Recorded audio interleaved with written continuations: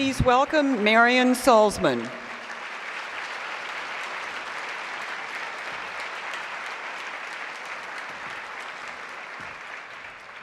Well, I'd like to thank you all for going on the worst hair tour anyone has ever gone on.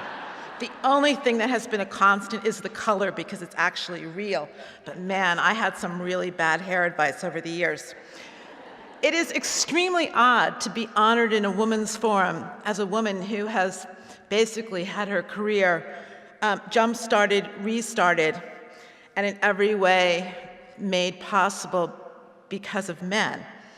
I invented focus groups in cyberspace because I had the contract to do the Esquire sex survey, and it was highly embarrassing to test my questions in focus groups, looking guys straight in the eye and asking them about their sexual behaviors.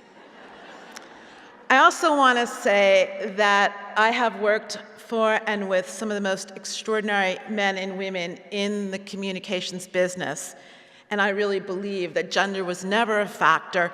It was who was idiotic enough to sleep overnight in the studio wrapped in bubble wrap because the heat goes off in agencies late.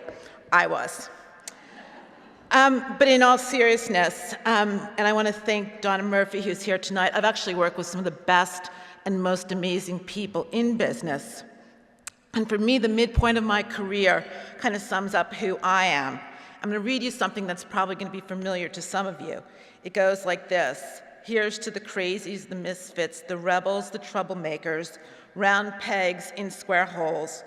Ones who see things differently, not fond of rules, no respect for the status quo. We change, we inspire.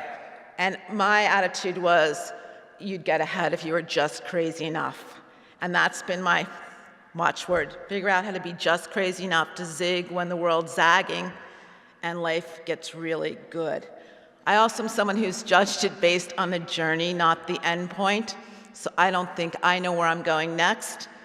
And I'll end it with, since I didn't know my brain tumor is part of this, you can best sum up my approach to everything, which is after I had my first brain tumor, and it was an amazing and wonderful situation. I had fabulous employers both times who were wholly supportive, but I left with the hospital as a client, because why in the world would you go for brain surgery and come home without some new business? Thanks very much.